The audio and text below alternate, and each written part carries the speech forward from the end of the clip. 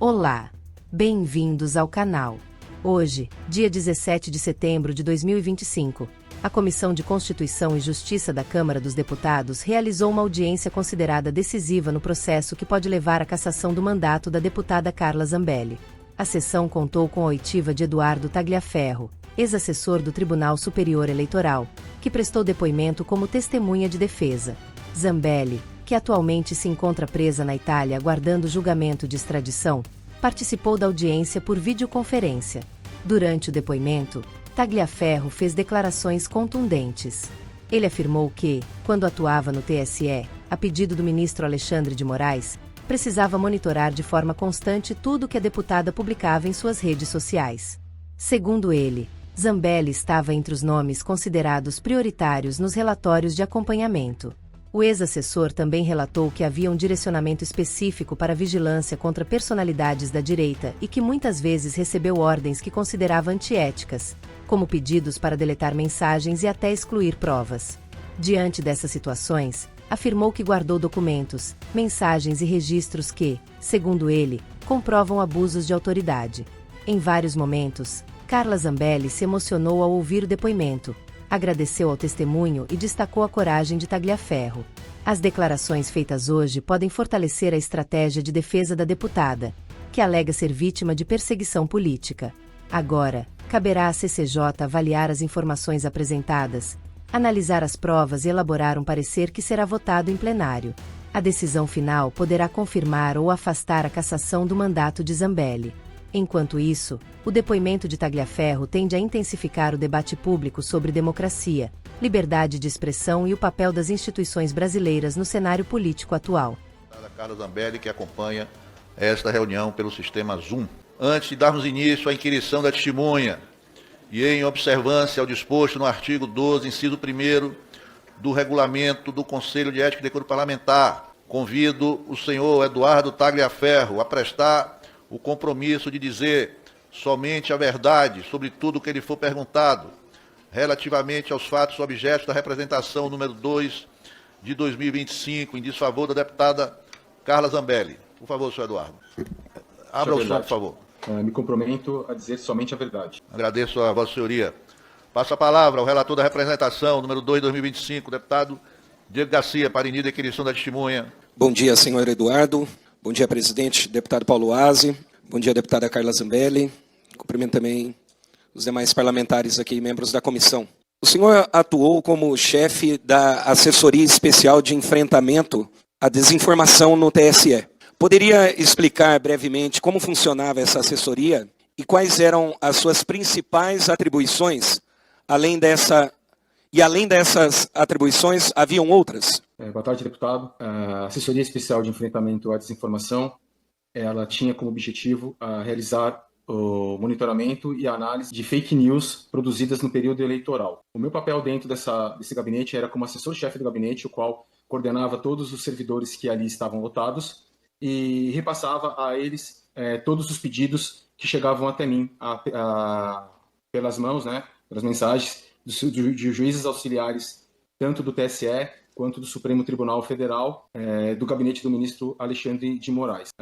Naquele momento eu só tinha a atribuição da AED, também fui nomeado como coordenador do Núcleo de Inteligência do Tribunal Superior Eleitoral e participei de alguns outros grupos dentro do WhatsApp para auxílio a algumas operações. O senhor lembra a data em que esse período começou? Salvo engano, no início de agosto, não lembro se dia 8, dia 10, algo assim, de 2022, findando no dia 9 de maio de 2020. Como era a sua relação com o ministro? Como que se dava a sua relação com o ministro? Pede para aumentar o som do telão, por favor. Como que se dava a sua relação com o ministro? Como era? Relação completamente profissional. Tive contato pessoal com o ministro por volta de 3 ou 4 vezes. Me recordo que um pouco antes da posse, na posse, e mais umas 2 ou 3 entre reuniões, mas os contatos foram bem limitados e mais umas 2 ou 3 reuniões remotas. Todo o trabalho ele era feito através do juiz auxiliar. A sua indicação para essa função foi feita pelo próprio ministro? Foi feita por alguma outra pessoa? Essa minha indicação foi feita através de um juiz auxiliar, o Marco Martins Vargas, do qual me conheceu no clube de tiro e viu as minhas habilidades, meus trabalhos, meu currículo e foi conversando comigo até chegar ao Supremo Tribunal Federal, que a princípio meu trabalho seria no Supremo Tribunal Federal, e por lá passei por uma bateria de análise. O senhor afirmou em audiência da Comissão de Segurança Pública, no Senado Federal, realizada no dia 2 de setembro de 2025, que a deputada Carla Zambelli estava entre os nomes que eram foco de observação do ministro. Isso está nas notas taquigráficas. Poderia detalhar o que significava foco de observação nesse contexto e de que forma ele ocorria? Ok. A deputada Carla Zambelli era um dos principais nomes solicitados pelo ministro Alexandre de Moraes, através dos seus juízes auxiliares, para que tudo que ela postasse fosse monitorado, feito relatório para que ele tomasse providências. Ela e outras pessoas, era ela mais 3 ou 4 pessoas entre parlamentares e influencers, para que fosse feito vamos dizer, como se fosse um pente fino. Ficasse sempre alguém à disposição para estar observando as redes dela. Esse trabalho era feito por servidores do próprio gabinete. Quando o senhor fala principal nome, existiam outros nomes? O senhor poderia trazer quais são? Sim, os principais nomes, que o volume era muito grande. Carla Zambelli, Carla Zambelli, Alan dos Santos, Constantino, Figueiredo, Daniel Silveira, quem mais? Acredito que esses eram os principais que estavam como alvo do ministro Alexandre de Moraes. Existiam outros, mas um pouco menos relevante, com um pouco menos pedidos do que a própria deputada Carla Zambelli. Ela era um dos principais pedidos do ministro. O senhor pode esclarecer se esse foco de observação, que inclui a deputada Carla Zambelli, foi solicitado diretamente ao senhor, por superiores, ou pelo próprio ministro? Ou se chegou ao seu conhecimento apenas de maneira indireta, por meio de conversas e demandas repassadas por terceiros? Sempre através dos juízes auxiliares, os quais recebiam o pedido do ministro. Algumas vezes, pouquíssimas vezes, vinha de outras pessoas, como não posso nem afirmar porque não lembro muito bem, do capitão Wellington Macedo, mas assim, via de regra, os pedidos vinham a partir dos 2 juízes auxiliares do Alexandre de Moraes, um do Supremo Tribunal Federal, um do Tribunal Superior Eleitoral, a mando de Alexandre de Moraes. Alguma dessas vezes acabava vindo até encaminhamento da própria mensagem que o ministro encaminhava aos juízes e eles me repassavam essa mensagem. O senhor pode falar o nome, quem eram eles? Ayrton Vieira e Marco Martins Vargas. Esses nomes que o senhor citou, incluindo a Zambelli, foram mencionados em instruções específicas para produzir relatórios ou apenas como alvos a serem monitorados? Nos 2 casos, nos 2 sentidos. Era pedido relatórios constantes de Carla Zambelli e também para que monitorasse. Se havia um monitoramento, de que forma que ele ocorria? Era um monitoramento feito através de ferramentas OSINT, de técnicas OSINT, Open Source Intelligence, onde um ou mais servidores do próprio gabinete ficavam olhando as redes da deputada a fim de obter ali uma mensagem, de verificar um vídeo ou manifestação. E alguma dessas vezes até acabava acontecendo em perfis de simpatizantes, o qual eu não aceitava, mas era pedido também, ia junto no pacote. O senhor tem esses relatórios que foram produzidos? Sim, possuo. A boa parte estão comigo ainda. Tem cópias deles? Inclusive, eu encaminhei um para a CCJ, que é o da arma, que foi pedido para eles, que eles iriam utilizar e acabaram não utilizando. Teve até um vazamento do próprio tribunal, que saiu em jornal esse relatório. O senhor encaminhou para a CCJ da Câmara dos Deputados? Sim. Ou do Senado? Sim. Não, essa CCJ. Para essa CCJ. Uhum. Em que data o senhor encaminhou? Hoje mesmo, até prints de conversas. Algumas das conversas eram mais de 150, 200 pedidos, coisas com base no nome Carla Zambelli. Encaminhei alguns para que ficasse como exemplo, depois encaminhei todos os... Certo. O senhor lembra o e-mail ao qual foi encaminhado? O senhor poderia... Não me recordo, preciso olhar aqui. Não? Tudo bem, nós vamos checar. Havia algum critério político explícito ou implícito na escolha dos nomes observados, como alinhamento ideológico ou vinculação partidária? Olha, a princípio eu não tinha percebido nada na primeira, na segunda, talvez até a terceira semana, mas com o decorrer dos trabalhos, com o passar do tempo, se percebia que sim, existia, se não existia era muito estranho, um claro trabalho direcionado a perfis de direita, nunca a perfis de esquerda. O senhor deixou a função no dia 9 de maio de 2023. Nessa época, o que havia de informação ou objetivo em relação à situação da Zambelli? Houve alguma apuração sobre ela ter participado da invasão ao Conselho Nacional de Justiça que ocorreu no início daquele ano? Para mim, chegaram pedidos para que fosse verificado a situação criminal do Walter Delgatti e se ele tinha muitos processos, passagens, analisado isso, para que passasse isso ao gabinete do ministro.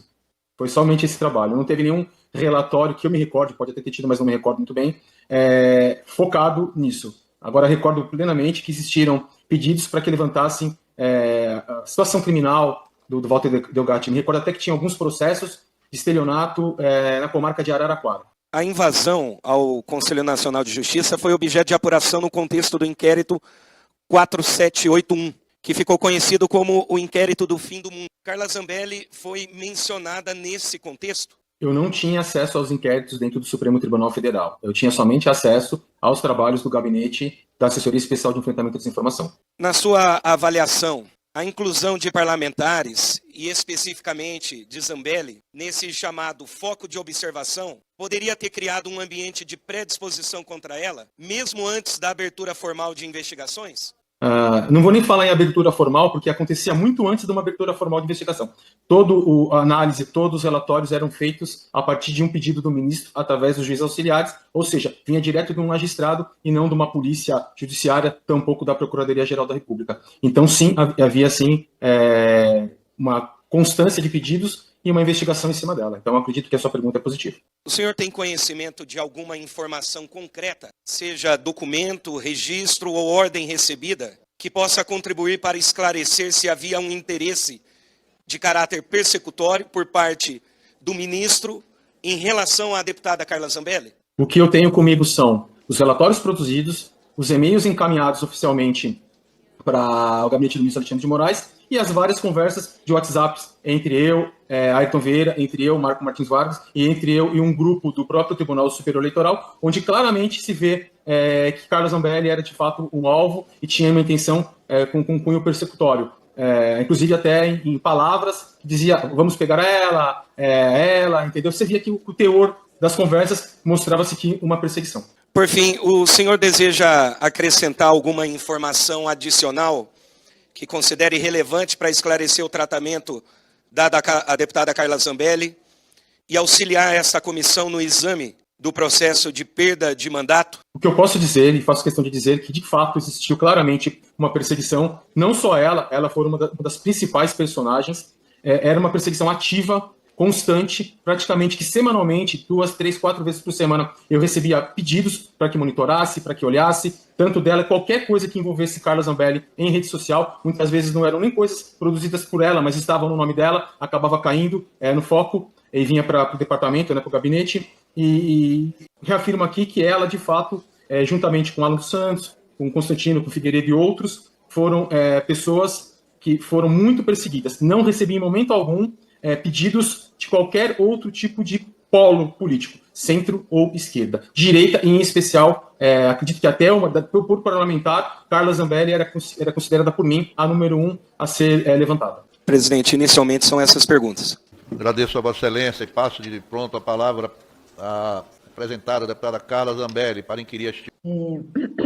Primeiro, eu queria te dizer, estou um pouco emocionada de tão agradecida que eu estou de você ter feito isso por mim, Taira Ferro. A coragem que você está tendo agora e do quanto você se expôs, isso eu nunca mais vou esquecer na minha vida. E eu vou rezar sempre por você. Eu imagino que devia ser a sua cabeça, deve ter sofrido muito por ter trabalhado fazendo uma coisa que você não queria fazer. Mas você tinha que trabalhar porque você tem família, né? E algumas coisas que eu ia perguntar, o Diego já perguntou. Eu queria, talvez, ir de um jeito um pouquinho diferente. Começou em 2022, né, quando você foi para o TSE, e foi mais ou menos no começo da eleição, certo? Isso mesmo. Essa formação dessa área aconteceu muito próximo, foi meio que para acompanhar a eleição. Assim. E o que acontece? Naquela época, por que eu acho que ele me colocou como número 1? Porque em agosto de 2022... eu tive mais de 1 bilhão de alcance no meu Instagram, só no Instagram. No Facebook, então, era outro bilhão, era muita gente. Acho que hoje, se fosse comparar, acho que é o alcance do Nicolas, assim, talvez não tanto quanto o Nicolas, mas esse interesse, né? As pessoas gostavam de ver. Eu queria te perguntar se esse tipo de desinformação, né, esse lugar aí de desinformação no TSE, se teve alguma vez em que você viu algo postado por mim, ou você, ou estava no relatório. E, por exemplo, tem um vídeo, especificamente, que era um código, aquele código que veio para algumas pessoas, ou quando elas iam tirar título de eleitor, etc., e vinha um códigozinho, e vinha um QR Code e em muitos QR Codes vinha Lula. E assim, mais de 10, 15 pessoas postaram isso, que era Lula o código. E aí o que eu fiz? Eu entrei no TSE perguntando o porquê da coincidência, porque às vezes era Lula 13, né? E eu perguntava assim, aí eu perguntei, imagina se fosse bolso 22, né? Seria assim, uma explosão de gente reclamando. E aí o que aconteceu? Esse vídeo meu, eu só dizia que eu tinha feito a denúncia, que eu achava estranha a coincidência e que eu pedia para o TSE se explicar. Esse foi o vídeo. Ou seja, você não mente quando você está fazendo pergunta, está fazendo meu trabalho de deputada. Esse vídeo foi tirado do ar por desinformação e eu sofri já julgamento e eu tenho que pagar 30 mil por conta disso. Sendo que, assim, esse é um dos vídeos que eu me lembro que era tão verdade, tão verdade, tão verdade, que assim, eu sinto, como é que eu vou pagar 30 mil de uma coisa que é verdade? Qual é a minha pergunta para o senhor? Você se lembra de alguma coisa como essa, né, que eu estou lhe dizendo, que eventualmente era verdade o que eu falava, mas que o Moraes ou os ministros dele disseram, não, se é da Carla, vamos dizer que é mentira e vamos anular e dizer que é mentira e abrir processo de fake news. E tinha lá o escritório do PT que havia em seguida o processo de fake news. Você se lembra disso alguma vez? Dessa forma, deputada, não. O que acontecia era o seguinte: todo e qualquer vídeo que a senhora postava e falava dentro do seu próprio, até mesmo dentro do seu próprio trabalho como deputada, de investigar, de ir atrás da verdade, isso tudo caía na mão dele, alguém enviava, não sei como, e chegavam para mim através dos juízes auxiliares, e independente das falas, do que tinha que ser relatado. Como a senhora falou de conta de alcance, a senhora Nicolas, de fato, ele sempre prezou pelas contas que obtinham mais alcance, que chegava mais informação ao povo. Tinha uma regra para isso, mais de 1.000 visualizações ou 5.000 visualizações já era considerado ali para fazer um relatório. Estou dizendo de pessoas comuns. A senhora já não era uma pessoa comum, tinha um alcance gigantesco. Então isso abalava muito a pessoa do próprio Tribunal Superior Eleitoral. Não vou nem citar nome. Mas assim, os relatórios que eram feitos, o trabalho que era feito, na verdade, independente do que eles traziam para o gabinete, era simplesmente o que estava lá. Se a senhora falava, o código, o QR Code lá tinha isso, e esse relatório escrevia, o QR Code tem isso. As urnas podem estar alteradas. As suas falas que aconteciam, ou os textos que estavam nas suas postagens, eles eram transcritos na íntegra para um relatório, colocado um link e encaminhado. Então, o que eu quero dizer com isso? Que não houve qualquer tipo de manipulação no trabalho que eu exercia. Se ocorreu posterior a isso, eu não tenho conhecimento. E a forma com a qual eles colocavam o conteúdo produzido pelo gabinete, se eles maliciavam aquilo, se eles apimentavam aquilo, não partia do gabinete. O gabinete somente fazia o que estava no perfil. Se no perfil, a senhora falava banana verde, colocava banana verde, banana azul, colocava banana azul. Então eu não consigo te dizer sobre como se fosse o próprio gabinete que fizesse alguma coisa já partindo por uma perseguição. Não, era somente para oficiar, né, dentro de um relatório, como que estava no perfil. Tá. Existia algum tipo... Era realmente a descrição da verdade, do que havia, era como se fosse um monitoramento completo com descrição da verdade, e eventualmente, por exemplo, naquela época, o escritório se não me engano, do Zanin, ele que fez várias, relator Diego Garcia, até para vocês é importante. Todos os vídeos que eu fiz, que bombaram com mais de 1 milhão de visualização, todos eles foram considerados fake news. E como esse vídeo aí que eu estou falando, o outro, por exemplo, em que eu falava de um casal em que o esposo trabalhava no TSE ou no TRE, e a esposa trabalhava na escola em que existiam as urnas. E eu falava que esse tipo de coisa era uma contradição, que não podia ter esse tipo de contradição. Eu queria saber se um fato específico, talvez o senhor nem saiba, mas se passou pela sua... e às vezes podem ter sido esses juízes que fizeram depois, afinal de contas você só dizia a verdade. Quando houve o caso do tiro, né, você falou que foi um dos casos que ele pediu para monitorar em cima, eu prestei todas as informações aquele dia para a polícia, e na Polícia Civil eu fui ativada como vítima, né, dentro de todos os boletins, essa coisa toda. E o rapaz que me cuspiu, né, empurrou meu filho, depois que o policial deu ordem de prisão, ele saiu correndo, e aí eu tive a impressão dele ter atirado no cara, porque houve um disparo. e aí eu acabei sacando a arma também, etc. Essa linha do tempo daquele dia toda foi escrita pela Polícia Civil de São Paulo como eu sendo vítima e ele o agressor, porque eram 5 homens contra mim e meu filho de 14 anos e um policial que estava ali acompanhando. Só que quando o juiz Gilmar Mendes puxa isso, e eu tenho quase certeza que não foi ele que pediu para puxar, né, até porque o Moraes já trabalhou como secretário de Segurança de São Paulo, tenho quase certeza que foi o Moraes que puxou isso. E aí eu vim não como vítima, eu vim já como agressora e o rapaz como réu. Eles simplesmente inverteram o processo e disseram que eu era a agressora, sendo que eu tinha porte federal, e aí me acusaram de porte ilegal, e sendo que eu tinha sido agredida, e aí eu saí como se fosse eu a agressora.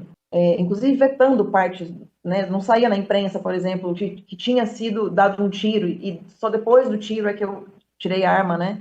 Esse tipo de coisa passou pela sua mão? Ou o senhor acha que poderia, quando sai da primeira instância e vai lá para o STF, o senhor acha que poderia ter algum tipo de alteração, visto que eu era uma das pessoas, assim, número 1 de querer me prender mesmo? É possível? Olha, o que passou pelas minhas mãos foi um pedido para que fizesse um relatório daquele dia do disparo. Então, veio para mim esse pedido, e para que eu levantasse se existia ou não porte ou a situação criminal. Eu até encaminhei uma mensagem sobre isso hoje para essa comissão.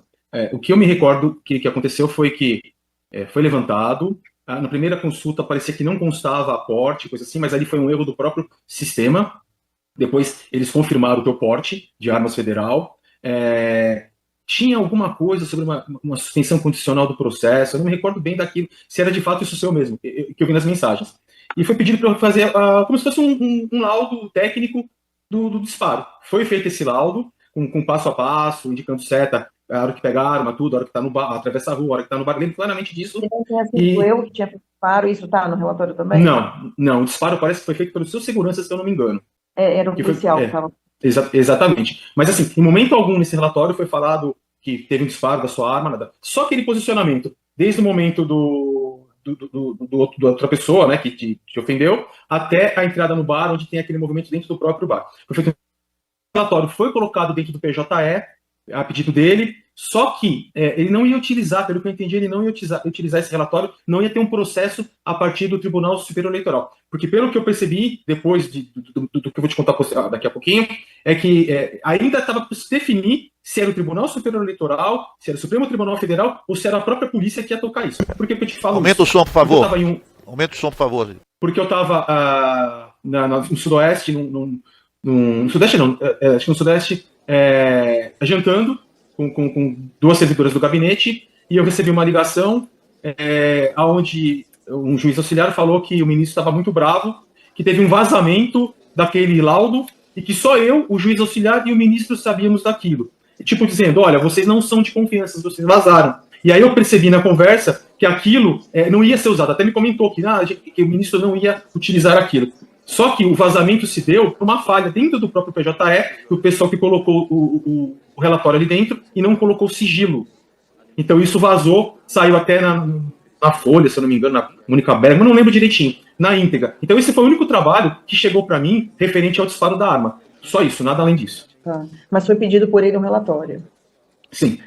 É importante isso só ficar registrado, porque como não tinha nada a ver com o cargo, esse caso, não tinha nada a ver com o meu cargo de deputada. O certo era ele ser destrinchado na primeira instância, eu como vítima, e aí eu soube, quando saiu, eu soube que ele tinha pedido esse relatório, e aí eu perguntei, por que será que ele está pedindo relatório se tem que ocorrer na área civil, né, na esfera civil?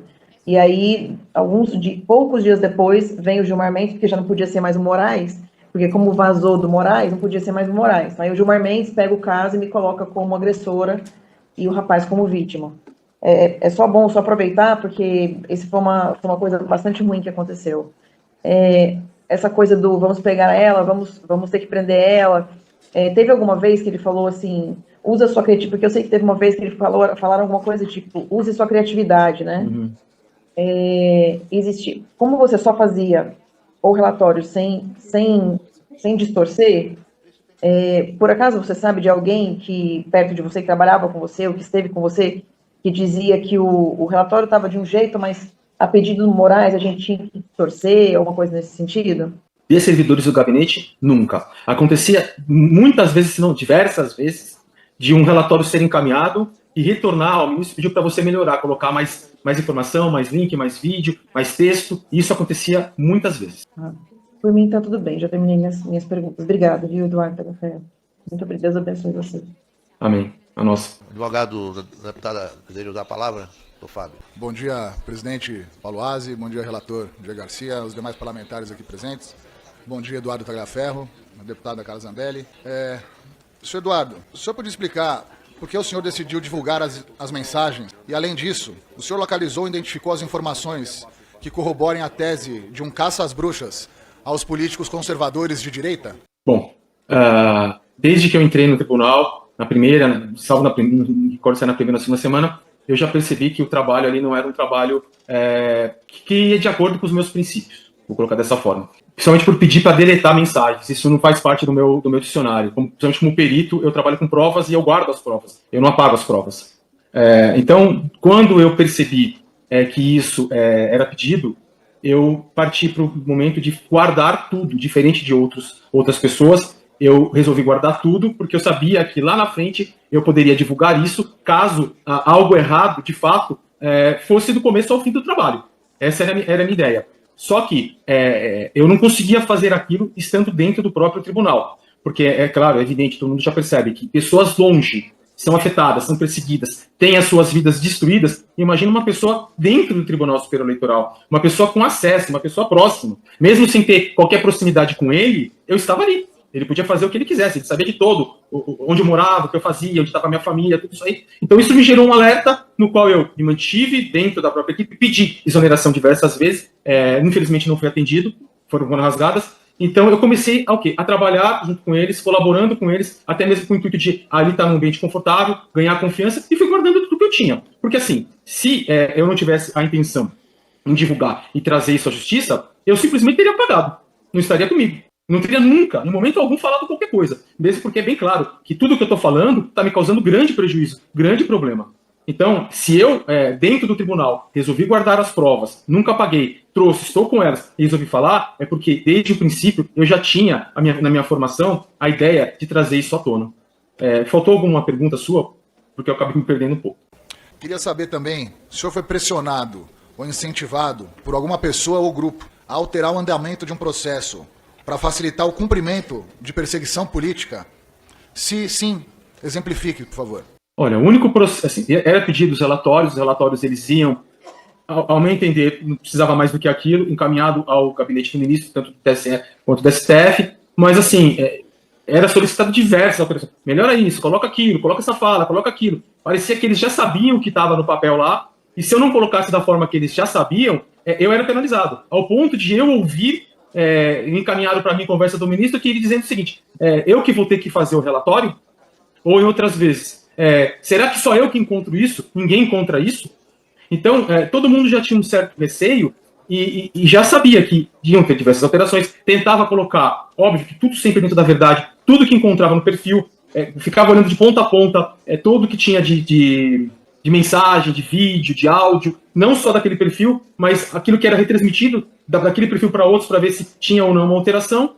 E só que, assim, dizer que houve, da parte da AED, manipulação falsificando, nunca. Exceto no caso dos empresários, que eu já relatei lá no Senado Federal, onde sim, de fato, houve uma manipulação dentro dos documentos, por conta de a busca e apreensão dos empresários ter sido somente lastreada dentro de uma matéria do Amado e causado grande barulho na imprensa. Sim, o ministro pediu para o juiz auxiliar para que fosse feita uma manipulação, só que por infelicidade o juiz auxiliar não tinha familiaridade com o computador e isso caiu na minha mão para que eu criasse mapas mentais, só que por eu estar uma semana e meia dentro do tribunal, eu não tinha conhecimento dos inquéritos, nada, apesar que até hoje eu não tenho, mas eu não tinha conhecimento da situação, das pessoas que estavam envolvidas. Aí a mim foi encaminhado, circulado, PETs, inquéritos, para que eu colocasse da forma e com aqueles personagens dentro do documento. Isso sim, que eu me recordo, foi o único pedido e que foi atendido dentro do gabinete para que fizesse uma manipulação. Olhando aqui um dos relatórios feito pelo senhor, eu vejo que esses relatórios eles tinham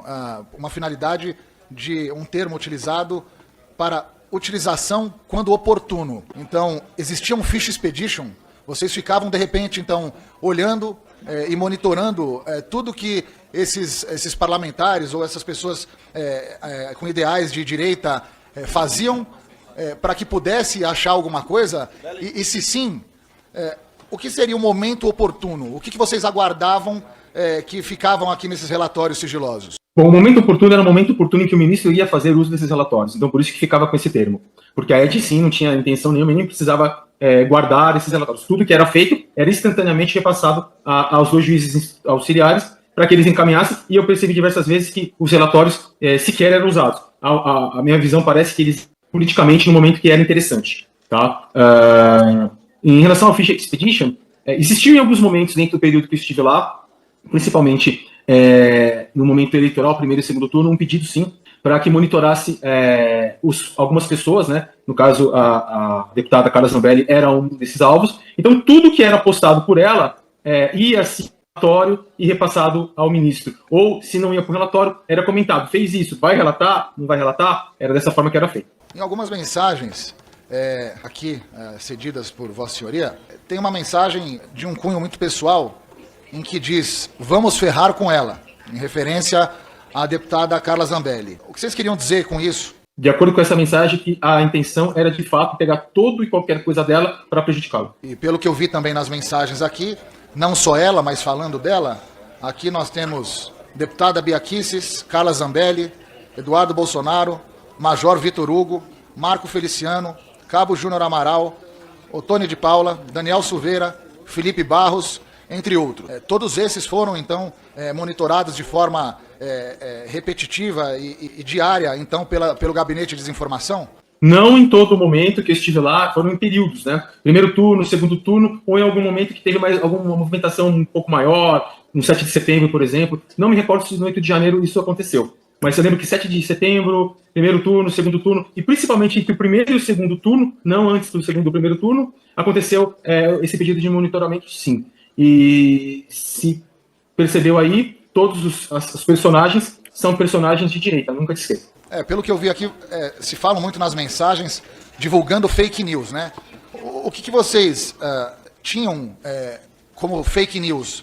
Tudo que fosse contra o governo do atual presidente, ou existiam realmente estudos para saber se aquelas pessoas que vocês estavam seguindo e o que elas estavam falando realmente eram notícias falsas?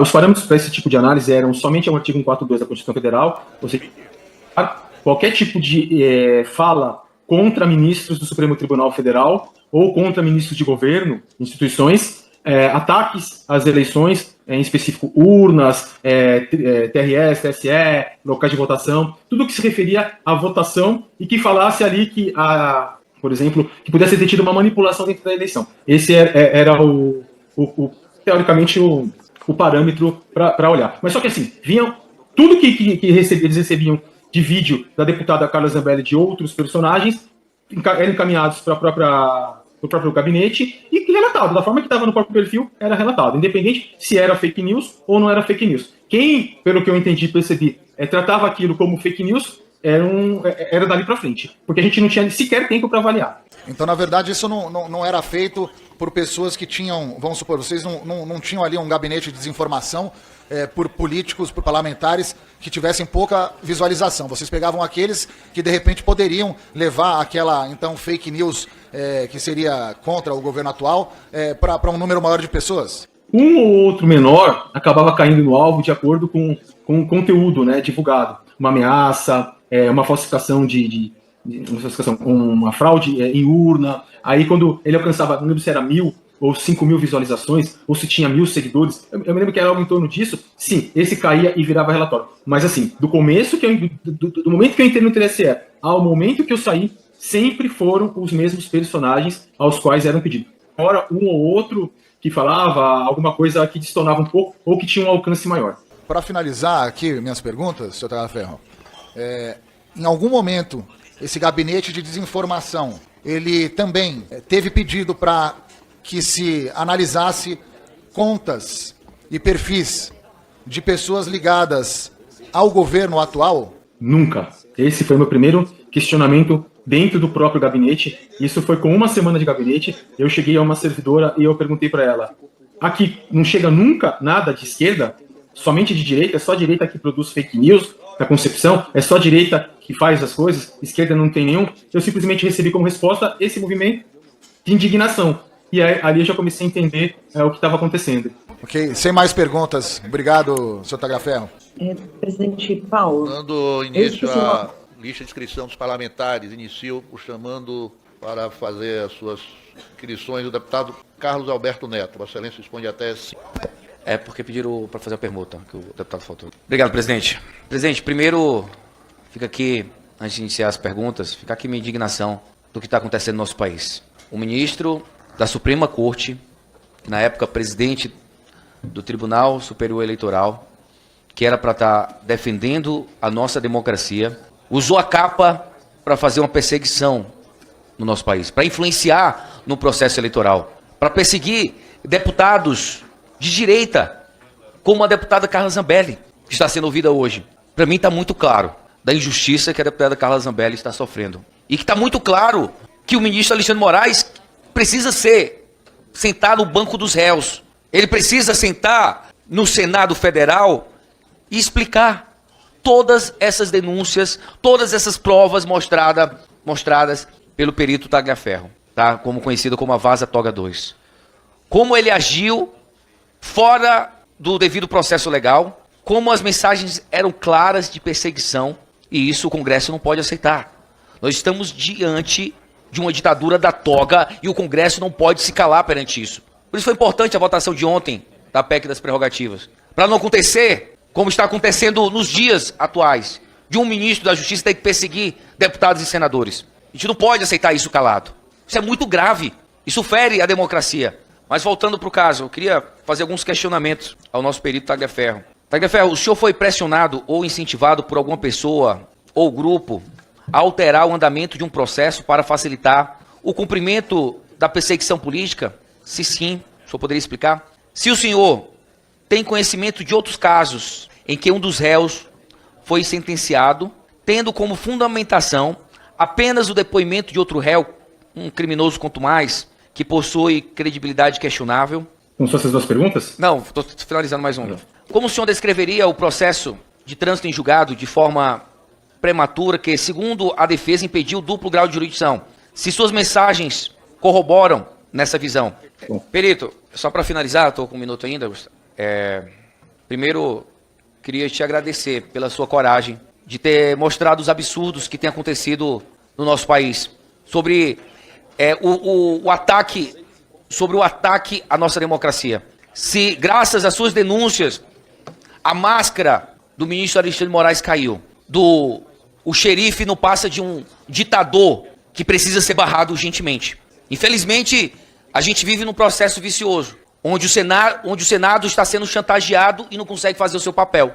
Por isso que essa PEC das prerrogativas é importante, para que a gente possa virar esse jogo e voltar à democracia do nosso país. Então fica aqui, primeiro, os parabéns pela sua coragem e ousadia de defender o nosso país e defender a nossa democracia. Senhor Eduardo, eu peço que o senhor, se possível, anote as perguntas, porque nós vamos fazer um bloco de 3 parlamentares e aí, em seguida, Vossa Excelência pode responder aos questionamentos. A sua palavra, a nobre deputada Lídice da Mata, ausente. Deputada Bia Kicis, por favor. Ok. Senhor presidente, bom dia. Senhor relator, Gustavo, nosso secretário. Eu quero cumprimentar aqui o Eduardo Tagliaferro, nosso convidado para falar hoje aqui, e a deputada Carla Zambelli, que nos assiste. Carla, mais uma vez, dizer que estamos trabalhando para que a justiça seja feita no seu caso.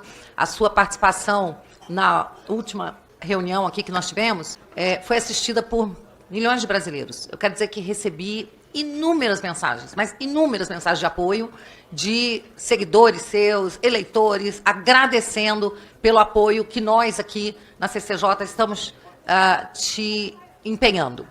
Então, receba o abraço e o carinho do povo brasileiro, Carla. E saiba que você está presente no coração de muita gente. Tagliaferro, me dirijo a você mais uma vez, porque estivemos também naquela audiência no Senado, na Comissão de Segurança Pública do Senado, que foi tão impactante, tão importante, que você contribuiu tanto para a verdade.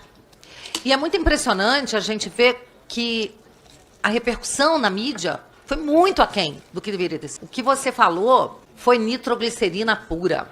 Encontrou até repercussão, se não me engano, a Folha de São Paulo falou alguma coisa, a CNN falou, mas tem uma emissora aí que nem uma palavrinha sobre a sua participação tão importante. O que eu quero te perguntar para você é o seguinte, baseado numa audiência pública que houve na semana passada, de um perito, assistente de perícia técnica da defesa, a deputada Cris, ela perguntou se seria possível, com base na perícia que foi feita, seria possível se apontar a autoria intelectual daquela invasão que houve no sistema. Do que você conhece, eu não sei se esse assunto vai ser do seu conhecimento, mas pelo que você conhece do sistema e do processo, você concorda com a resposta do assistente da perícia que disse que não é possível, que não foi possível apontar essa autoria intelectual? Outra pergunta, uma vez que as respostas vão ser dadas depois, segundo nos informou aqui o presidente, você falou que havia uma perseguição a vários parlamentares da direita, e acho que influenciadores também da direita, jornalistas. Você saberia apontar para onde estava focada a mira do ministro Alexandre de Moraes durante todo o processo eleitoral? E se você acredita que essa perseguição que foi feita, e eu me incluo dentro daqueles que foram citados pelo senhor, como aqueles que estavam nessa mira e que tinham suas postagens checadas, verificadas e carimbadas, como fake news, milícia digital e coisas desse gênero, se você acredita que essa perseguição acabou influenciando no resultado das eleições, né? Em todo o processo eleitoral. Porque, pelo que você disse, eu gostaria que você reafirmasse, ninguém da esquerda teve nenhuma postagem checada, eles poderiam falar o que eles quiserem, mentir à vontade, fazer as maiores fake news, nos acusar de fake news, por exemplo, quando a gente dizia que o Lula era amigo do Maduro, que o Lula era pró-aborto, tudo comprovado, tão logo ele assumiu a cadeira do Planalto, e ninguém nos pediu desculpas até hoje, pelo contrário, a gente continua em inquéritos sigilosos e legais. Então, eu pergunto para você, você crê, com base em tudo que você conhece do sistema eleitoral, você crê que houve uma influência no resultado dessas ações, no resultado das eleições? Então, no momento, eu vou ficar com essas duas perguntas, senhor presidente. E se depois, ao longo da participação dele, surgir mais alguma coisa, eu me reservo, com a sua permissão, o direito de fazer. Agradeço, Vossa Excelência. Passo a palavra. Nobre deputada Cris Tonieto, por favor. Presidente, só antes de entrar na pergunta, eu queria só fazer uma pergunta para Vossa Excelência. Se poderia, no caso ele, já responder as perguntas já formuladas, para que a gente possa dar fluidez Nós aqui. estabelecemos um bloco de três parlamentares. Vossa Excelência é a terceira, inclusive. Tá ok. Bom, primeiro, muito bom dia a todos. Presidente, o primeiro fato que me chama a atenção é que, quando a gente olha para este plenário, a gente não vê um parlamentar de esquerda. Isso é revelador.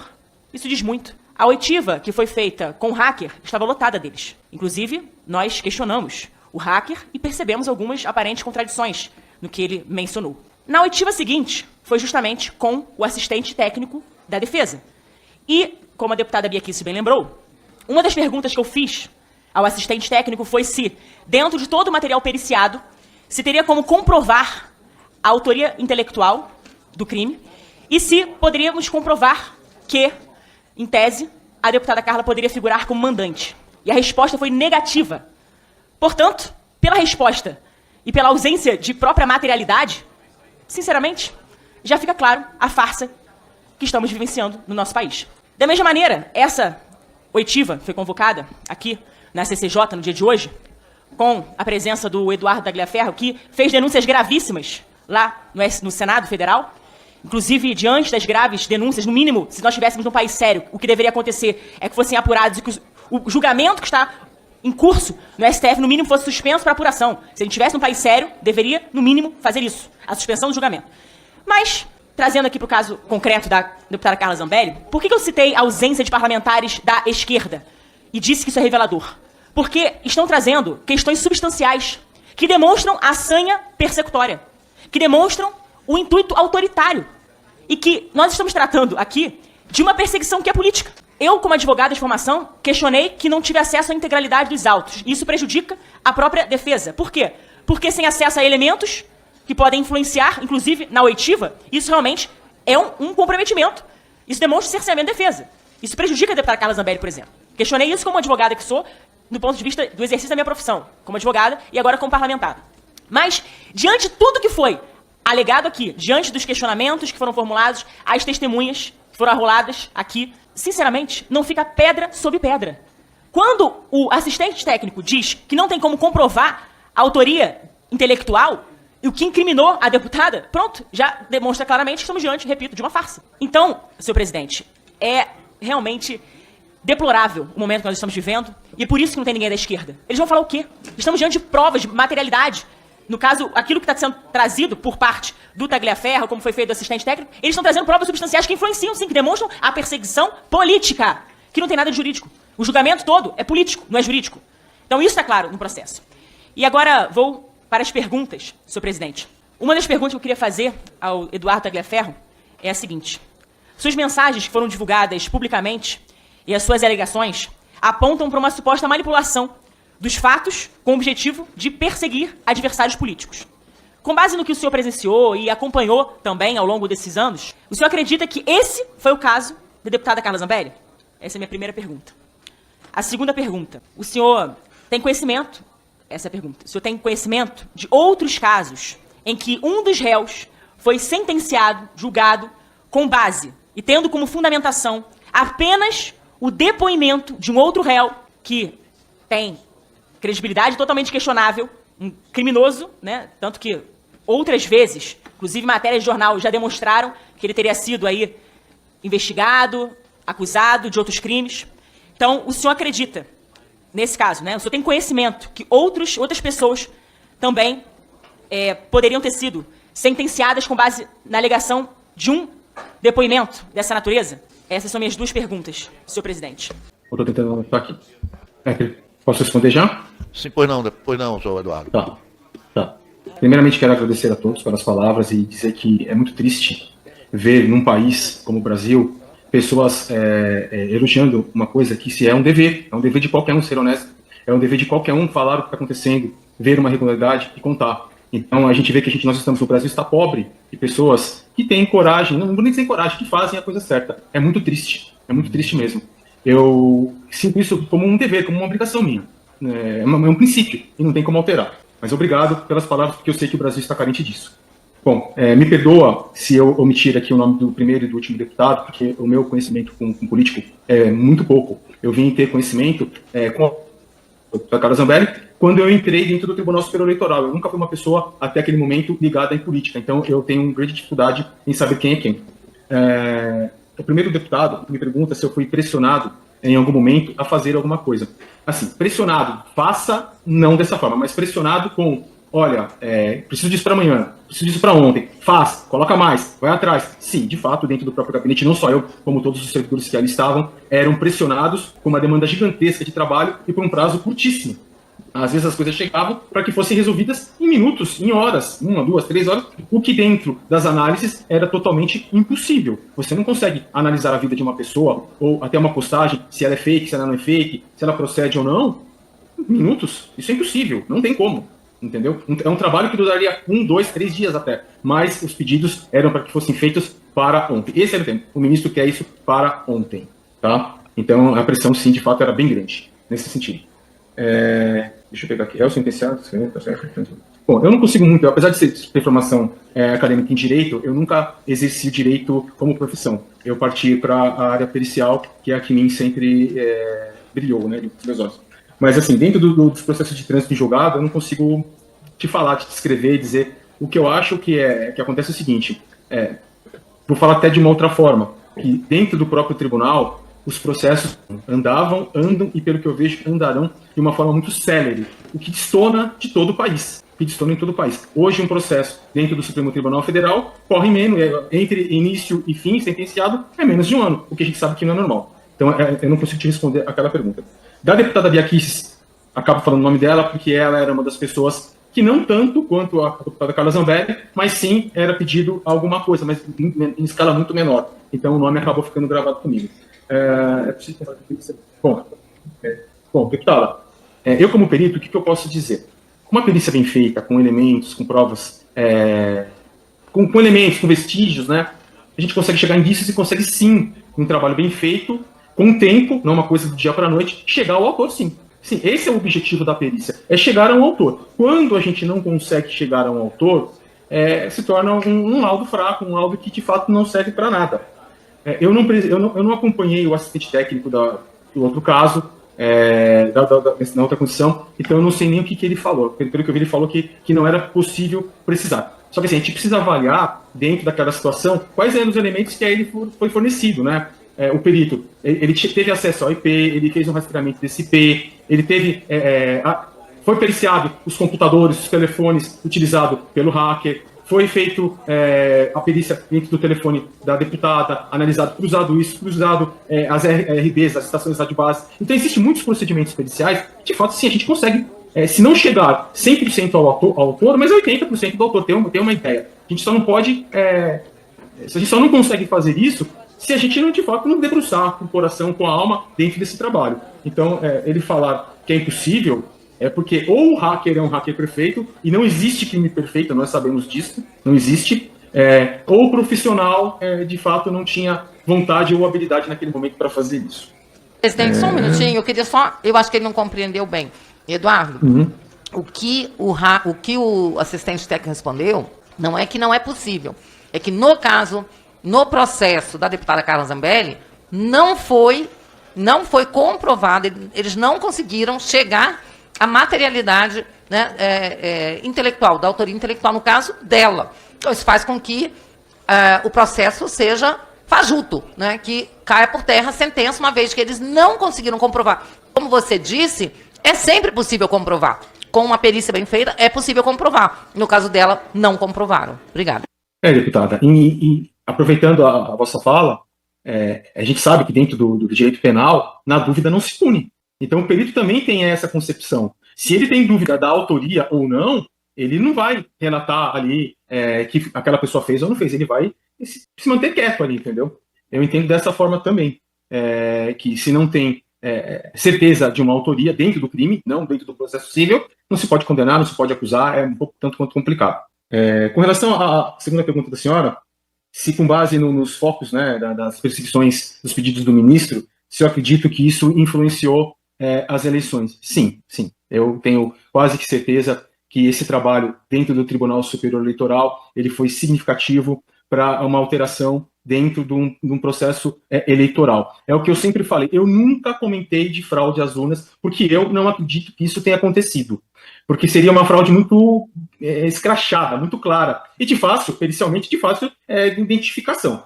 Um outro fato também que me fez pensar que não houve fraude em urnas é o próprio comportamento do ministro Alexandre de Moraes no primeiro e no segundo turno. Se percebia que ele estava um pouco nervoso, um pouco tenso, até que o resultado saísse. E ele é um ministro, pelo que eu percebi, pelo pouco tempo que eu estive perto ali, distante mais perto dele, é que ele não é uma pessoa que esconde os sentimentos. Ele não é uma pessoa que se priva de mostrar o que sente, não se priva de fazer o que quer. Então, não condizia ali com o perfil dele, aquele medo, aquela sensação de insegurança até o momento de uma inversão dentro da contagem ou até mesmo dentro de um resultado. Tanto que aquela foto que tem minha com ele foi no primeiro turno, dentro da Secretaria de Comunicação do Tribunal Superior Eleitoral, onde se estava ali se comemorando a entrega do primeiro turno. Mas se via ali um sorriso, uma satisfação que ia além da entrega do primeiro turno. E eu não posso comprovar isso, mas eu ouvi diversas conversas que se via a satisfação de quem estava vencendo o primeiro turno, inclusive comemorações dentro dos próprios gabinetes. Então eu acredito sim que esse trabalho realizado, essa perseguição influenciou. A gente vê que foi uma margem muito pequena dentro do resultado eleitoral. O que aconteceu com isso? Foi aquela fala olha como eu sou ruim de política, hein?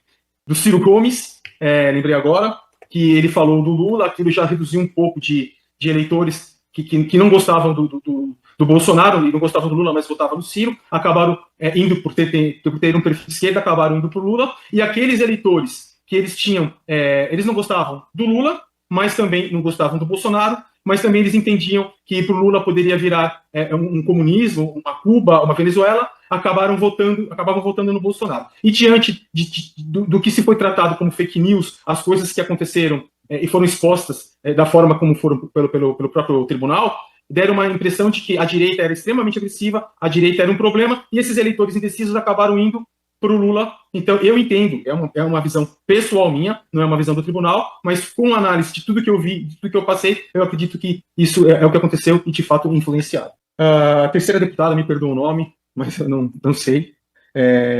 Se eu acredito que com as mensagens são... Bom, sim, não só a deputada Carla, mas as mensagens que eu recebia, que na verdade eram pedidos, era um trabalho, no começo, até que não, mas com um volume expressivo, semanal, se não diário, de pedidos, principalmente de Carla Zambelli, Alan dos Santos, Figueiredo e Constantino, se tornaram, de fato, uma perseguição ao ponto de eu chegar a sonhar com deputados, com Alan dos Santos. Eu tinha pavor. Quando se falava em Alan dos Santos, eu ficava nervoso. Entendeu? Porque era constante, era todo dia isso, eu não aguentava mais. E pedia para levantar o perfil, o Alan criava outro. Pedia para levantar o perfil, o Alan criava outro. Então isso virou um transtorno não só para mim, mas como para o gabinete. É um sinal de um ato de perseguição, sim. Eu não tenho, particularmente eu não tenho conhecimento de casos onde só com base na oitiva, né, de uma pessoa se chegou a uma sentença, salvo em casos que a pessoa de fato presenciou, esteve no local e consegue por câmeras ou por uma situação comprovar que ela está falando a verdade daquilo. Agora, com uma testemunha, uma única testemunha, uma única pessoa que narra aquilo, eu Eduardo Talhaferro, acho que é uma coisa muito, muito frágil, muito simples, que a gente tem que pensar muito bem antes de dar qualquer tipo de sentença. Com a palavra o deputado Zé Trovão. O excelência dispõe de até 5 minutos. Senhor presidente, eu quero iniciar minha fala aqui dizendo à minha irmã Carla Zambelli, que está nos ouvindo nesse momento, que mesmo que eu tenha que esperar por anos, um dia eu verei ela de volta no Brasil livre e verei Alexandre de Moraes atrás das grades. O maior vagabundo que esse Brasil já viu se chama Alexandre de Moraes. E não sou eu que estou falando. São as provas contundentes do que ele fez em um processo ilegal. Vagabundo que trabalhou através da ilegalidade. Não pode ser chamado de juiz. Tem que ser chamado de vagabundo. Deputado Zé Trovão, eu peço que Vossa Excelência... Pode tirar aí, eu já falei. Tenha cuidado com o decoro. Vídeo, não creio que esses sejam termos adequados para que nós, numa Comissão de Constituição e Justiça, que está apurando um caso que envolve uma parlamentar, use esse tipo de adjetivação. Eu peço, inclusive, que... Tá bom, presidente, eu vou retirar a palavra vagabundo e vou chamar de desonesto, então, para o senhor não ficar bravo comigo, pelo respeito que eu tenho ao senhor. Senhor Tagliaferro, eu quero primeiro lhe parabenizar pelo processo que o senhor ganhou ontem, de mais uma das armadas que fizeram contra a sua vida, por tudo que o senhor está representando ao Brasil. Lhe parabenizar mais uma vez, por toda a sua coragem, por ser um homem destemido e por estar servindo não a propósitos de direita ou de esquerda, por estar servindo a um propósito chamado liberdade judicial. Nós precisamos que a jurisprudência nacional retorne ao caminho natural daquilo que é sagrado. Se respeite os devidos processos legais. Quero lhe fazer 2 perguntas. E a terceira quero lhe fazer para a nossa deputada, minha irmã Carla Zambelli. Em suas divulgações, o senhor sugere que as decisões do STF sobre a deputada foram influenciadas por razões políticas. A pergunta: o senhor pode detalhar quais seriam essas razões? Segunda pergunta: quais elementos em sua comunicação indicam que a narrativa contra Carla Zambelli foi construída com base em interesses que não são estritamente judiciais? Considerando que a defesa da deputada Carla Zambelli alega que ela foi vítima de uma série de medidas judiciais, incluindo censura prévia de suas redes sociais, o bloqueio de contas judiciais e de seu marido também, e a determinação de perda de seu mandato em dissonância com o artigo 55 da Constituição Federal, o senhor considera que a narrativa e as mensagens que divulgou corroboram a tese de que essas ações foram parte de um mesmo plano de perseguição política? E agora a pergunta que vai para a deputada Carla Zambelli. Deputado Zé Trovão, nós não estamos aqui ouvindo a parlamentar, a deputada, nós estamos ouvindo a testemunha. Haverá uma reunião aí sim para que possa se fazer perguntas à deputada. Eu peço a compreensão de Vossa Excelência. Sem problema, presidente, não tem problema algum. A oitiva de uma testemunha central, como o senhor, é crucial, senhor Tagliaferro, mas crucial para o contraditório e a ampla defesa. O senhor entende que, no momento, esses princípios constitucionais foram devidamente respeitados nas ações penais contra a deputada Carla Zambelli? Porque eu quero esclarecer essa minha pergunta, que talvez ela tenha ficado confusa. Quando nós temos uma denúncia uma denúncia de uma possível ou provável interferência dentro de um julgamento que tem que ser estritamente judicial e não político, nós precisaríamos que tudo que o senhor expôs até agora estivesse em um processo de reavaliação de todo o processo que foi construído até este momento. Não só contra a deputada Carla Zambelli, mas contra, inclusive, todos os condenados do 8 de janeiro. E isso me parece, senhor Tagliaferro, que não está acontecendo. Me parece que tudo que o senhor denunciou, e aí a pergunta para o senhor é clara, tudo que o senhor denunciou está sendo ignorado pelo Ministério Público, pela PGR, pela própria Suprema Corte Brasileira? Essas são as minhas perguntas. E minha irmã Carla Zambelli, nós vamos vencer essa guerra. Deputado Pompeu de Matos, a palavra está com Vossa Excelência.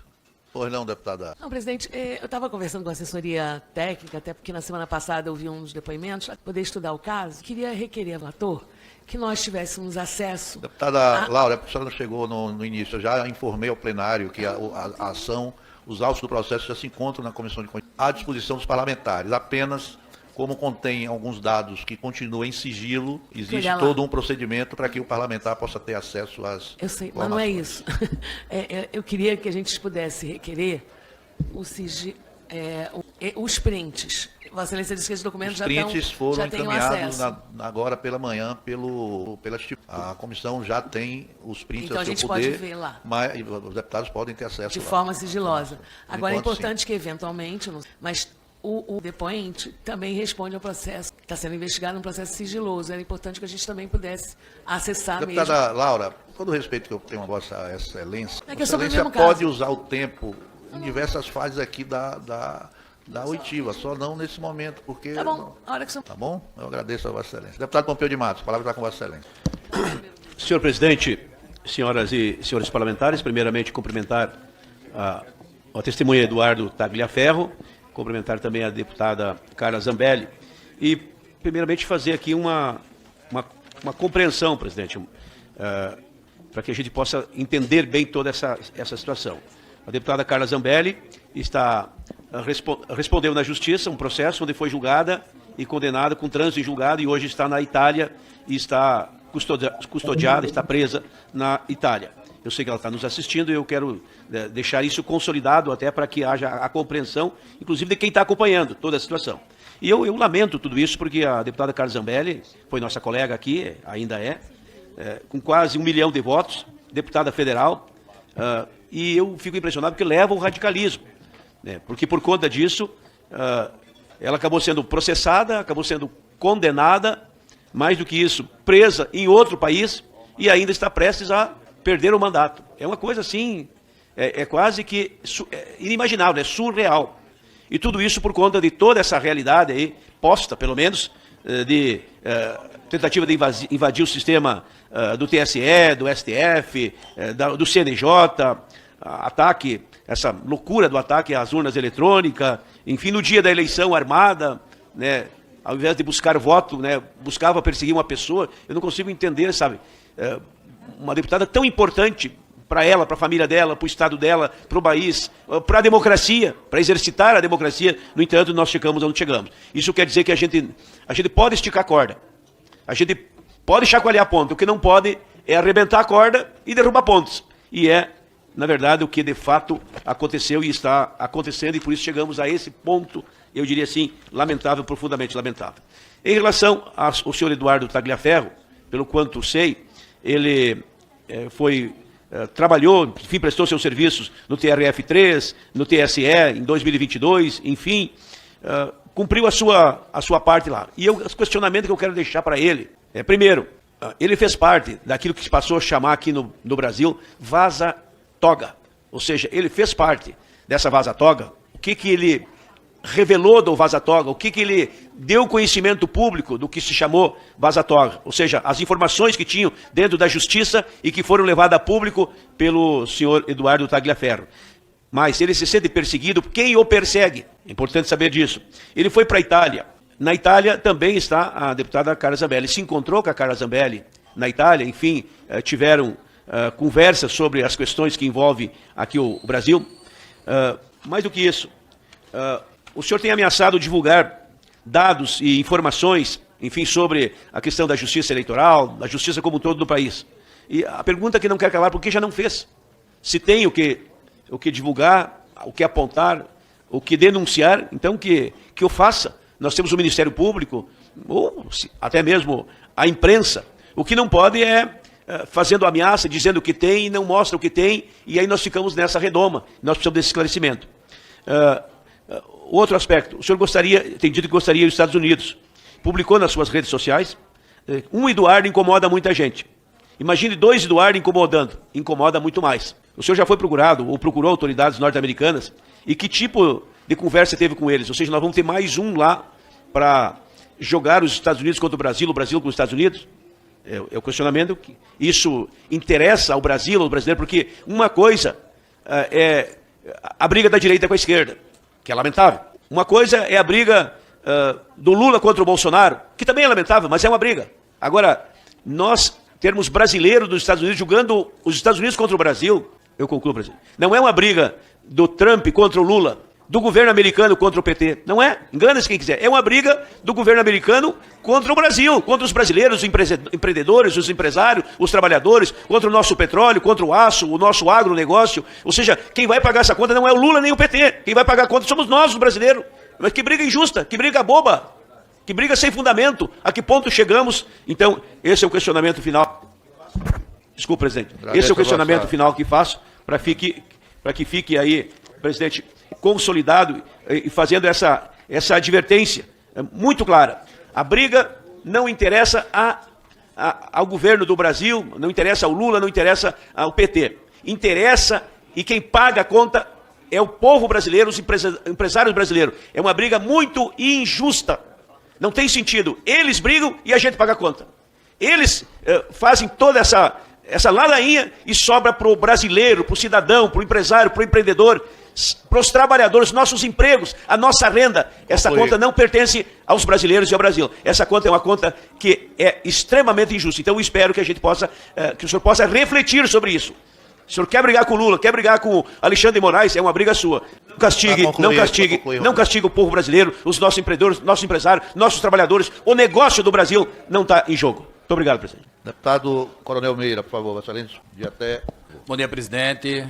Bom dia, relator. Importantíssima essa reunião, para a gente passar limpo, esclarecer para todo o Brasil verdadeiramente o que está acontecendo e a verdadeira perseguição, né, que foi feita a Carla Zambelli e a todos nós. Eu queria aqui, Tagliaferro, pedir a você que prestasse bem atenção a essas perguntas, que elas têm um objetivo, tá certo? Para o relatório e para que fique exatamente registrado. São perguntas até simples, mas que precisam ter uma resposta exata. Senhor Tagliaferro, relatórios de inteligência do TSE começam com a expressão de ordem do gabinete da presidência. O senhor confirma que essas análises não partiam de avaliação técnica sua, mas determinação direta do ministro Alexandre de Moraes? Foi você ou foi Alexandre de Moraes? De ordem do gabinete da presidência. Segunda pergunta. Mensagens internas mostram frases como: coloquei no relatório que o ministro disse e o ministro pediu para verificar as redes dos deputados bolsonaristas. Quem dava essas ordens? Eram ordens pessoais do ministro Alexandre de Moraes? Terceira pergunta. Por que a deputada Carla Zambelli aparece nominalmente em diversos relatórios e comunicações internas como alvo, preste atenção, alvo prioritário de bloqueios e monitoramentos? O senhor confirma que esse foco seletivo foi determinado pelo ministro? Quarta pergunta. Houve algum momento em que o senhor ou sua equipe tiveram autonomia para decidir sobre alvos e medidas? Ou tudo dependia do despacho e orientação direta do ministro? Em outras palavras, o senhor confirma que Alexandre de Moraes era o ordenador da força-tarefa? O Brasil precisa saber. Alexandre de Moraes era o ordenador da força-tarefa? Quinta pergunta. Quando se fala em elaborar relatórios, e aí vem entre aspas, como de praxe, relatórios, como de praxe, ou com base que o ministro disse, isso significa atender a uma rotina de ordens pessoais de Moraes? O senhor confirma que a presidência do TSE funcionava como comando central dessa perseguição? A presidência do TSE funcionava como comando central dessa perseguição de Carla Zambelli e de todos os outros, mas o foco hoje é Carla Zambelli. 6. Os documentos sobre Carla Zambelli, já se falava em crimes e tumulto antes mesmo de investigação formal? O senhor confirma que havia orientação prévia do ministro para enquadrar a deputada, presidente, e sustentar medidas contra ela? Por último, se essas ordens não eram técnicas, mas diretas do ministro, o senhor reconhece que o processo contra Carla Zambelli está maculado desde a origem, pois nasceu de perseguição política ordenada por Alexandre de Moraes? Meu muito obrigado, presidente. Senhor Eduardo, pode repetir a última pergunta? Repetir a última pergunta, por favor, coronel. Posso sim. Cortou. A sétima pergunta para a gente fechar esse pensamento. A sexta e a sétima. A sexta e a sétima, ok. Nos documentos sobre Carla Zambelli, já se falava, desde o início dos documentos dela, já se falava em crimes e tumulto antes mesmo de investigação formal? O senhor confirma que havia orientação prévia do ministro para enquadrar a deputada e sustentar medidas contra ela? Sétima pergunta. Se essas ordens não eram técnicas, mas diretas do ministro, certo? Essa ordem não era sua, nem da sua equipe técnica, era uma ordem direta do ministro. O senhor reconhece que o processo contra Carla Zambelli está maculado desde a origem, pois nasceu de perseguição política ordenada por Alexandre de Moraes? Obrigado. Senhor Eduardo, por favor. Obrigado.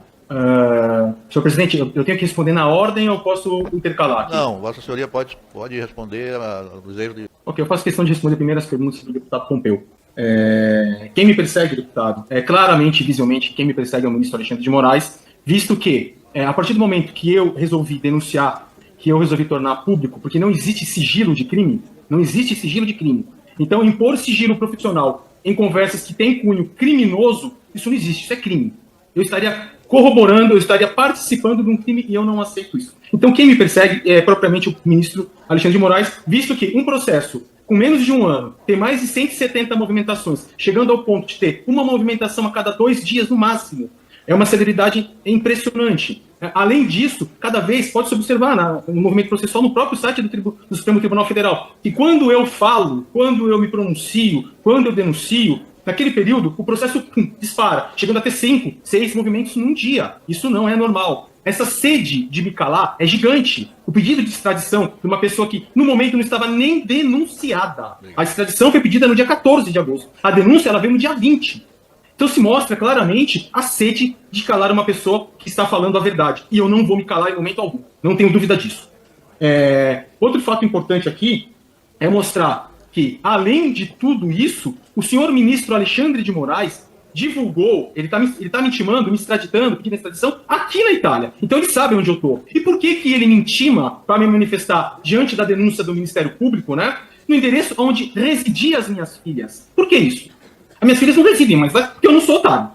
Eu conheço como que ele é. Mas por que ele me intima aonde justamente residem 2 crianças? Eu queria entender isso. Isso não é ameaça? Isso não é perseguição? Se isso não é ameaça, se isso não é perseguição, eu não sei mais o que é perseguição.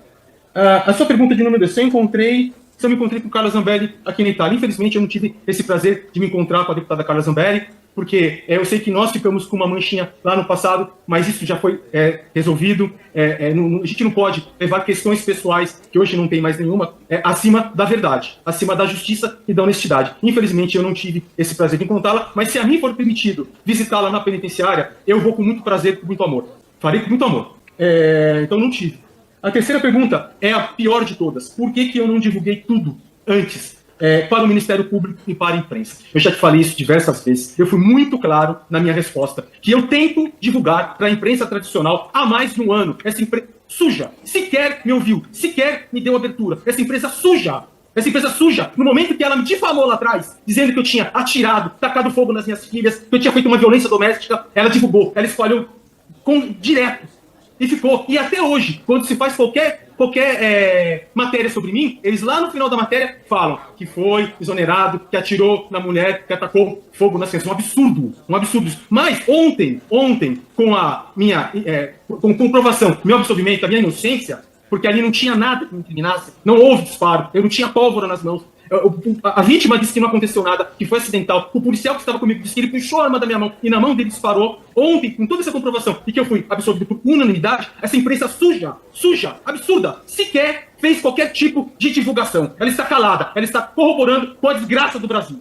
Então essa sua pergunta é muito bem colocada. E por que eu não denunciei em qualquer polícia judiciária ou na Procuradoria-Geral da República, no Ministério Público? Óbvio, eu vou denunciar para quem está colaborando com o crime por uma Polícia Federal que hoje está nas mãos de Alexandre de Moraes, de Andrei Rodrigues, que foi segurança de Lula e de Dilma, e que eu, particularmente, participei de grupo contra a minha vontade, aonde eu estava junto com policiais federais para monitorar os locais que o presidente Lula ia, para saber se ele tinha manifestações nas redes para poder preservar ele.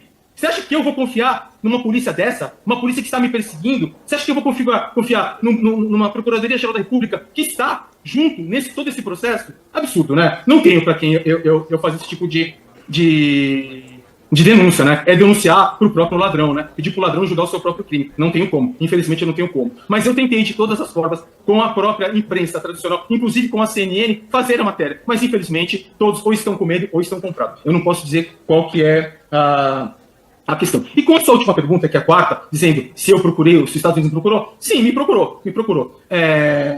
Para poder levar o material. Sim, me procurou. Tá? Porém, eu não tenho lado político, eu não tenho esquerda, eu não tenho direita. Acho que o senhor percebeu muito bem que eu até não sei nome de deputados. Eu estou tendo que anotar aqui porque eu não sei. Eu nunca fui uma pessoa envolvida em política. O meu envolvimento com política, até eu entrar no TSE, era somente voto. Mais nada além disso. Mais nada. E eu já não assisto televisão há quase 5 anos. Então eu não sei. Entendeu? Agora, enquanto eu tiver vida e liberdade, eu vou denunciar aonde eu puder. Se falar que vai ter a possibilidade de denunciar na Lua, eu vou à Lua. Não tenha dúvida disso. Porque eu não vou me calar. Eu não vou aceitar o que está acontecendo. Não posso aceitar como cidadão. Não posso aceitar como pai de 2 crianças que estão vivendo nesse país. Eu não vou aceitar. E vou denunciar. Independente de ter prejuízo ou não ter. Eu acho que é o preço que a gente vai pagar para a gente ter uma liberdade. Ou nós vamos nos calar e deixar todo mundo milionário, que é um nicho pequeno, ou lá na frente, o que vai acontecer? Esses que estão hoje preocupados com o dinheiro vão perder seu dinheiro. Ele vai ser confiscado, porque isso vai se transformar em um comunismo, em uma Venezuela, vai se transformar em uma Cuba, e eu não vou deixar isso acontecer. Ele vai tentar me calar como está, e enquanto eu tiver voz, enquanto eu tiver vida, eu vou lutar por esse direito. E se eu morrer, tem gente que já está com tudo e vai continuar. Eu não morro, Eduardo Tagliaferro não morre. As denúncias vão continuar com vida ou sem vida, com liberdade ou sem liberdade. As perguntas do senhor já estão respondidas. A pergunta do deputado Zé Trovão, que também foi um alvo da Assessoria Especial de Enfrentamento à Desinformação, detalhar quais razões da perseguição. Ora, eu não consigo detalhar quais foram as intenções dessa perseguição. Pelo que eu percebo, uma análise minha, eram parlamentares, eram jornalistas que tinham grande repercussão. Que tudo que eles falavam repercutia na mídia, repercutia nas pessoas que o seguiam, ou seja, tinham grande influência sobre o povo. Então, diante disso, ele fazia o quê? Ele censurava, para que essas pessoas, as vozes dessas pessoas não chegassem ao povo. Se era fake news ou não era fake news, não chegava ao povo. Podia ter fake news, podia, mas e as mensagens verdadeiras? E as coisas reais? Por que era censurado todo um perfil e não só o que ele classificava como fake news? Porque essas pessoas eram ameaças. E volto a esclarecer, eu não tenho lado, eu não tenho direita, eu não tenho esquerda. E em momentos, eu sempre fui justo e correto, e em momentos eu fiquei muito machucado, muito magoado com a fala da deputada Carla Zambelli numa comissão, dizendo que eu estava sendo partícipe de um processo em Caieiras, do qual eu não tenho qualquer habilidade tributária, financeira, administrativa. Aliás, sou um péssimo administrador. Eu sou um perito de computação. Mas assim, ela não tem culpa, ela deve ter sido assessorada e a pessoa não passou a formação correta para ela. Eu tenho certeza disso. E em outros momentos, ela intimou, ela oficiou o Tribunal Superior Eleitoral, perguntando da minha conduta, e eu respondi. Não sei se essa resposta chegou até ela. Peguei todas as certidões, todos os processos, fiz a resposta, encaminhei para a Secretaria da Presidência do TSE. Chegou? Entendeu? Porque assim, eu estou tranquilo, eu não devo nada para ninguém. Tá? Então, o que eu posso dizer, diante de tudo isso que eu vi dentro do Tribunal Superior Eleitoral, que de fato se tratava assim de uma perseguição, um polo, de um lado político, de pessoas que tinham sim forte representatividade com o povo, e parece que isso incomodava. Tá? Se as mensagens corroboram com as perseguições, sim, corroboram. É claro, as mensagens são claras. Se pegar todo o meu WhatsApp, conversas minhas com servidores do TSE, conversa minha com juízes, 2 juízes instrutores, conversa minha em grupo, pegar os grupos que tem os famosos checadores, Palver, o FRJ, o FMG, GV, entendeu? Vai se ver que ali é um antro, é um volume gigantesco só de cunho de perseguição à direita. Não tem nada de direita. Eu desafio aqui o Tribunal Superior Eleitoral apresentar algum material de esquerda, alguém de esquerda que foi perseguido. Não tem. Então todas as mensagens sim corroboram com uma perseguição. Com relação à análise do julgamento aqui do processo legal, ele seguiu. Não seguiu o processo legal devido ao processo legal. Porque o que eu aprendi na minha faculdade de Direito, que o processo ele se inicia denúncia a uma polícia judiciária ou através de uma denúncia feita pelo Ministério Público, e não uma denúncia feita pelo magistrado. É um processo inverso. O magistrado, ele é provocado, não é ele que provoca. Não é ele que provoca, ele é provocado. Então, dentro da minha análise, como formado em Direito, que eu honro o meu diploma, ali eu fiz um juramento de fazer sempre a justiça, não teve ali um processo legal, tanto dela quanto meu, quanto de outros mais. Não tem. A gente não tem acesso às provas são colocadas de acordo com o que eles querem, dificultando, inclusive, a própria defesa. Então não teve o devido respeitado. Coronel Meira, acho que é isso. Bom, confirmo sim que as mensagens, que os pedidos eram do gabinete da presidência. Existe uma história nisso, tá? Que talvez o senhor não tenha percebido, mas a princípio isso começou como? Através de denúncia anônima. Então todos os pedidos, eles vinham e os relatórios eram confeccionados como através de denúncia anônima, foi ser analisado, tal. Porém nunca existiu denúncia anônima. Nunca existiu.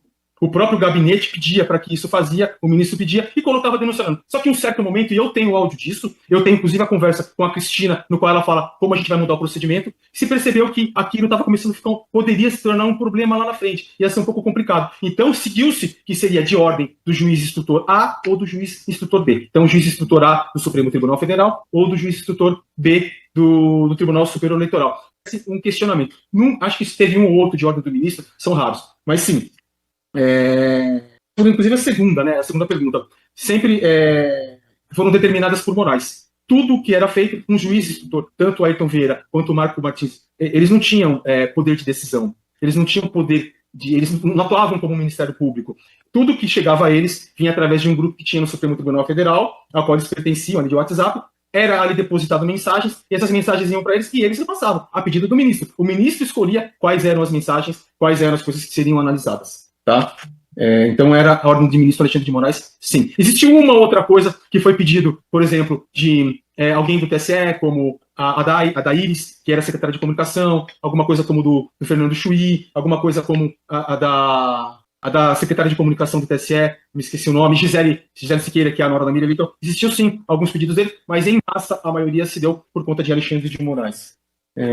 Por que Carla Zambelli aparece como alvo de bloqueios? Eu perdi um pouco essa pergunta. Tá, ao meu entender, e pelo que eu vi, e pelo que eu percebia lá, volta até uma pergunta do outro, a deputada Carla Zambelli era uma grande voz do país. Tudo que ela falava repercutia, tudo que ela falava chegava aos quatro cantos do país, e eu percebi que ela existia um medo de que algo acontecesse, de que uma manifestação acontecesse, de que o povo fizesse, ou de que a verdade fosse dita, ou até mesmo a mentira fosse dita. Vamos até falar de fake news ou não, uma ou outra. Então, a ideia ali era barrar a voz de Carla Zambelli, não só dela, como do Daniel, como do Roberto Jefferson, como do Alan dos Santos, como do Constantino, como do Figueiredo, como do Pavinato, eu não lembro se teve. Mas, assim, diversas pessoas que tinham o poder da fala, que tinham a confiança do povo. Então, foi isso que aconteceu. Deixa eu ver porque mais uma aqui. Os senhores fazem perguntas longas, eu acabo me perdendo. É complicado. Mas precisar, eu repito.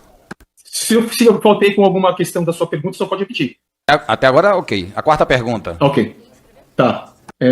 Se a gente tinha autonomia para o trabalho. Não, de forma alguma, eu acredito que nem os próprios juízes auxiliares, eu não posso falar por ele, mas eu acredito que não. A gente não tinha autonomia de escolha do que se fazia, do que não se fazia. Ao contrário, se a gente questionasse isso, a gente era afrontado, né? A gente era até o ponto de palavras pesadas, que só tem preguiçoso, que eu vou exonerar todos, que se eu que vou ter que ir lá e fazer, entendeu? Esse tipo de coisa. Se só eu que encontro isso, não, a gente não tinha qualquer poder de decisão, apesar de eu ser o chefe do gabinete, eu não tinha qualquer tipo de poder de decisão. Era tudo que já vinha pronto para que se fizesse daquela forma, e isso é um fato que os senhores presenciaram, aquele áudio do Ayrton Vieira, no qual ele vira e fala para eu usar criatividade, colocar uma ou outra fala mais picante, apesar que aquele termo, ele é uma pessoa brincalhona, esse é o dia a dia dele, estando bem ou estando mal. Mas assim, o que ele pedia naquele áudio é para que eu buscasse dentro do site da Oeste mais coisas que desse aí um tom mais ácido. E o que eu não fiz, eu simplesmente dentro do trabalho, não só eu, como servidores da ED, dentro do trabalho, a gente só buscava o que estava lá.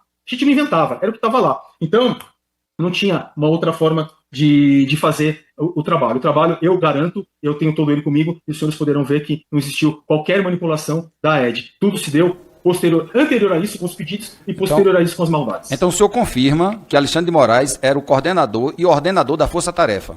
Sim, confirmo, era ele, tudo partia dele, inclusive com mensagens que os próprios juízes retransmitiam dele, que ele não sabe disso, mas eles me encaminhavam as próprias falas do próprio ministro, inclusive uma que me recordo muito bem, que foi naquela sentença, a decisão que derrubou o governador do Distrito Federal, a qual inclusive colocou meu nome. O único, dentro dessa sentença, a única pessoa que tem um nome determinado aqui sou eu. Aquela ele pediu, eu tenho aqui o print, eu tenho tudo comigo, eu tenho a conversa. Eu mando o print, mas eu tenho a conversa. Que aquela decisão fosse alterada por mim, refeita por mim, porque ela foi feita por algum assessor, e ela era um Ctrl-C, um Ctrl-V da AGU, ele não queria aquilo, para que eu seguisse os moldes os quais eu já conhecia. Eu nunca fiz decisão, entendeu? Então é claro e evidente que era uma determinação do ministro Alexandre de Moraes. Filma aqui. Sim. A tua quinta pergunta, ela fala sobre o Tribunal Superior Eleitoral, o gabinete da presidência. Eu vou além disso. Não se tratava do Tribunal Superior Eleitoral, não se tratava da presidência, e sim do presidente. Então isso era tanto no Tribunal Superior Eleitoral, quanto no Supremo Tribunal Federal. Era o mesmo, inclusive tem uma fala de um juiz que diz o seguinte: nós temos em um mesmo denominador a figura do ministro Alexandre de Moraes. Então é como se fosse um único gabinete, uma única instituição. Então não era Tribunal Superior Eleitoral e nem Supremo Tribunal Federal, era Alexandre de Moraes. Um comando central. Alexandre de Moraes. Um comando central. Exatamente. Tanto que ele criou lá um núcleo de inteligência, no qual ele é o presidente do núcleo. O ministro é o presidente do núcleo. Os senhores podem pegar no Diário Oficial da época, que ele criou um núcleo de inteligência, se não me engano, foi 29 de agosto, 30 de setembro, 1º de setembro, algo assim, ele criou um núcleo de inteligência e ele é o presidente do grupo. Então, está mais que afirmado que ele que determinava tudo. A tua sexta pergunta, eu acabei perdendo com ela, mas eu vou colocar aqui os documentos. Exatamente através... Se Carla Zambelli, ele já falava em crimes e tumulto antes mesmo da investigação formal. Quer dizer, antes mesmo de ter a investigação... Na verdade... O senhor confirma que havia uma orientação prévia do ministro para enquadrar a deputada e suspender medidas contra ela? Sim, os pedidos que vinham para mim eram para poder levantar tudo que tinha contra a deputada e bloquear todos os perfis dela. Eu não tinha o poder de bloqueio, mas eu tinha o poder de fazer os relatórios, colocar os OLs, encaminhar isso para o juiz do STF ou o juiz do TSE, quando era urgente, ia para o TSE, que pelo ministro Alexandre de Moraes ser o presidente do TSE, o rito era muito rápido. Já dentro do Supremo Tribunal Federal, tinha que utilizar a estrutura e se demorava muito mais. Então, quando era urgente, isso ia para o próprio Tribunal Superior Eleitoral. A partir de lá, tenho conversas disso também. Então, é isso mesmo. A sua última pergunta. Olha, a ordem ilegal, eu reconheço o trabalho da forma ilegal, porque é o seguinte: eu nunca vi um juiz, e eu acredito que qualquer juiz de qualquer instância inferior tiver uma atitude igual a de Alexandre de Moraes, esse juiz vai ser penalizado pelo órgão especial do Tribunal de Justiça a qual ele pertence e pelo Conselho Nacional de Justiça, porque isso não faz parte dos atributos da magistratura, isso não faz parte do trabalho de um juiz. Um juiz não é um investigador, um juiz não é um policial, o juiz não é a polícia judiciária, o juiz é a pessoa que recebe, e diante de todas as provas, tanto da polícia judiciária como a denúncia do próprio Ministério Público, quanto a autor e réu em sua manifestação e sua defesa, ele vai avaliar aquilo e dar uma sentença. Agora, não é um juiz que está com o processo, não é um juiz que pede uma investigação, e sim o Ministério Público ou a própria polícia judiciária. Então eu reconheço sim como o rito é um rito ilegal. Quer dizer que o senhor afirma que houve total perseguição política ordenada por Alexandre de Moraes a Carla Zambelli? Não só a Carla Zambelli, como a todos os outros parlamentares e pessoas. Obrigado. E Carlinha, você que está nos ouvindo, existe um Deus maior. Alexandre de Moraes não é ninguém na fila do pão. Quem manda é o nosso Deus. E você está protegido e todos nós aqui nesta casa. Muito obrigado, deputado Éder Mauro, para... Essas foram as principais informações sobre a audiência de hoje envolvendo Carla Zambelli e Eduardo Tagliaferro. O caso ainda promete novos desdobramentos na Câmara e na Justiça, e nós vamos acompanhar tudo de perto para manter você bem informado. Se você gostou desse conteúdo, não esqueça de curtir o vídeo, se inscrever no canal e ativar o sininho para receber as próximas atualizações. Deixe também o seu comentário. Você acredita que o depoimento de Tagliaferro pode mudar o rumo do processo contra Zambelli? Compartilhe este vídeo com seus amigos e ajude a ampliar o debate. Até a próxima!